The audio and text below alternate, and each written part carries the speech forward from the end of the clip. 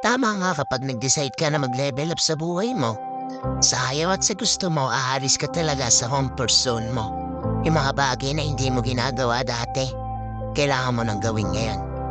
When you ask for growth, babatuin ka ng mga challenges sa life na akala mo hindi mo kaya. Dito talaga masusubok ka. Life will stretch everything to you. Your finances, expenses, lifestyle, mindset mo.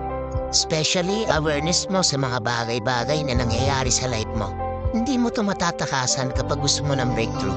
Because the universe will see kung talaga bang deserving ka sa mga bagay na gusto mo makuha. Lahat ay may kapalit. If you ask for success, when you should invest time, effort, passion, and persistence sa ginagawa mo. Kaya kung napanood mo to, accept the challenges na binibigay sa'yo. Embrace it. Naniniwala ako na kapag nalampasan mo yan, worth it lahat ng pagod mo.